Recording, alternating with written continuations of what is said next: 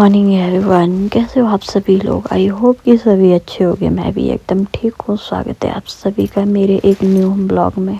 तो आज के ब्लॉग की शुरुआत हो रही है सुबह के 5:30 बजे से। तो ब्लॉग की शुरुआत तो मायके से हो रही है और मैं जा रही हूँ आज मायके से ससुराल। और इतने सुबह इसलिए जाना पड़ा क्योंकि मेरे ससुराल में ना किसी की कैजुअल्टी हो गई थी, रिलेटिव हुई थे कोई, तो फिर जाना पड़ा। ना तो मैं तो काफ़ी टाइम के लिए आई थी और बहुत बुरा लग रहा है, मतलब अचानक से जाना पड़ रहा वापस। और मतलब जब मायके आते हैं ना तो कितनी खुशी होती है यार, बहुत ज़्यादा खुशी होती है ना। लेकिन जब जाने का टाइम आता है ना तो थोड़ा सा सैड सैड सा मूड हो जाता है। फिर वही मेरे साथ भी हो रहा है, एकदम अचानक से जाना हुआ। मुझे लगा कि बस इस बार तो मैं मतलब आराम से ही जाऊंगी क्योंकि मैं काफ़ी टाइम बाद आई ना, बहुत टाइम बाद आई मैं मायके। तो सोचा था कि इस बार तो मैं आराम से जाऊंगी क्योंकि जब बेटे को छोड़ ही दिया है घर पे तो फिर आराम से ही जाऊंगी। मम्मी की पापा के साथ थोड़ा सा टाइम स्पेंड करूंगी क्योंकि यार फिर ऐसा टाइम नहीं मिलता ना।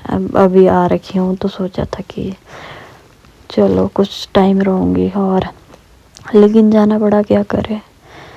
फिर बहुत बुरा सा लग रहा है और ऐसे जाना फिर ना, एक तो वो होता है ना कि हाँ ठीक है पता है कि जाना है, और एक जन्म वो होता है अचानक से फ़ोन किया कि हाँ आ जाना, तो उसमें ज़्यादा बुरा लगता है। खैर कोई नहीं, अब जाना तो है ही यार।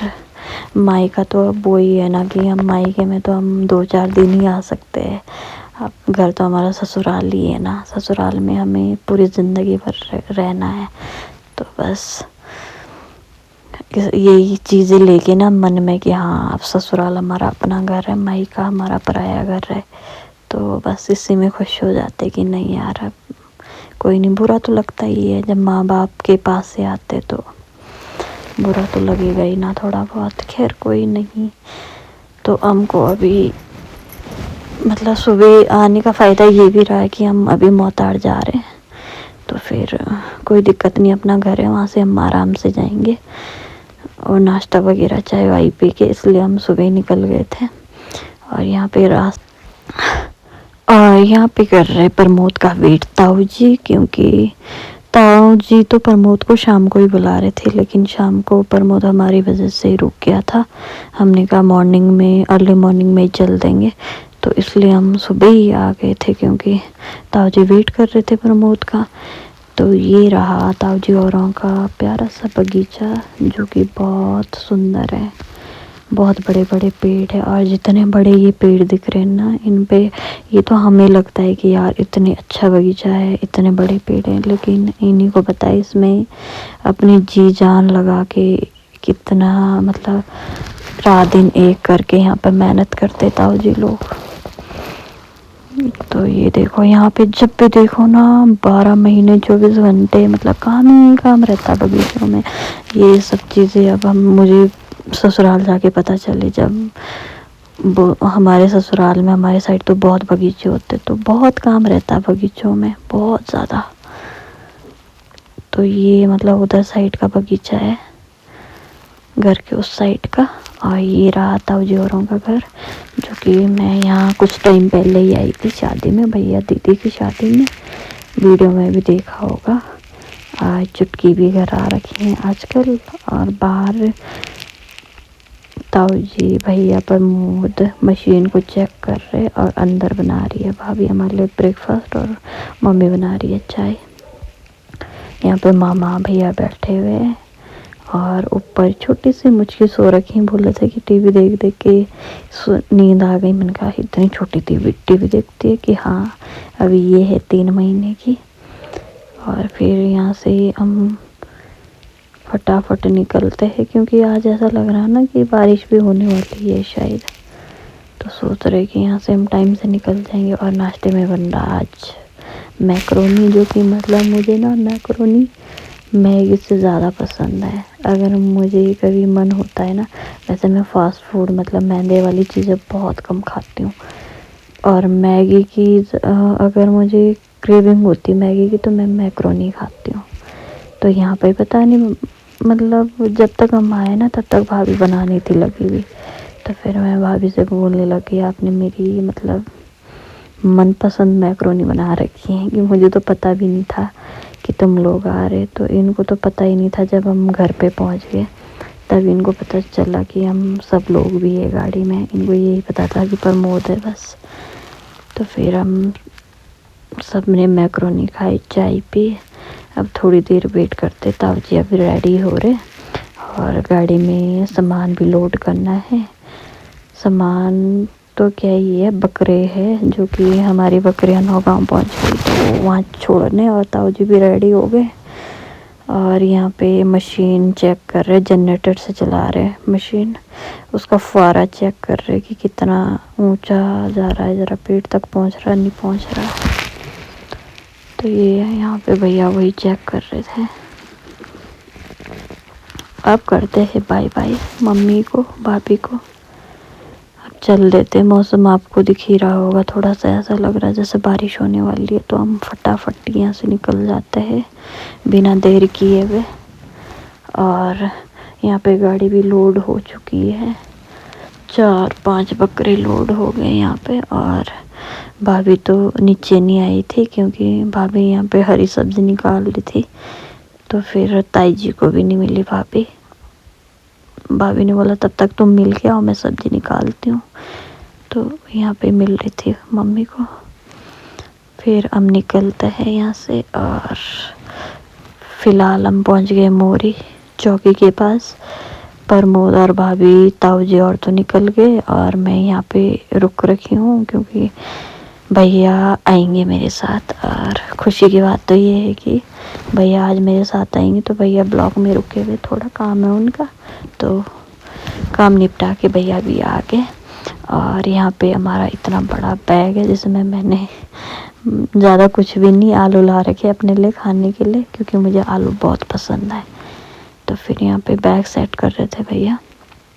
और बुलेट के ऊपर तो मतलब आराम से जा सकते हैं हम, इस पे बहुत अच्छा कंफर्टेबल रहता है बैठने के लिए भी ना। एक बैग पीछे लटका दिया मैंने, एक बीच में रख दिया। और सबसे खुशी की बात है कि मुझे छोड़ने भैया आ रहे। सच में यार बहुत खुशी होती है ना, शादी के बाद तो खासकर ज़्यादा ही फील होता है ये सब चीज़ें ना। अगर कोई आता है ना, जैसे मम्मी पापा भैया भाभी छोड़ने आते हैं ना, तो बहुत खुशी होती है। और अदर टाइम भी अगर मायके वाले आते हैं ना, मतलब ससुराल में, तो ज़्यादा ही खुशी, नेक्स्ट लेवल की खुशी रहती है। बहुत अच्छा लगता था, आज मुझे भी बहुत अच्छा लग रहा था। मेरे साथ भैया आ रहे थे और हम मज़े मज़े से जा रहे थे टू व्हीलर में। तो मेरे को टेंशन भी नहीं हो रही थी क्योंकि गाड़ी बदलने की फिर चिंता ही नहीं है ना। तो मेरे को 2-3 गाड़ियाँ बदलनी पड़ती है वहाँ तक। तो आज सीधे हम पहुँच जाएंगे अपनी बेटी के पास आराम से। अनु वेट कर रही होगी आज, तो उसे पता है कि मम्मा मामू आ रहे हैं।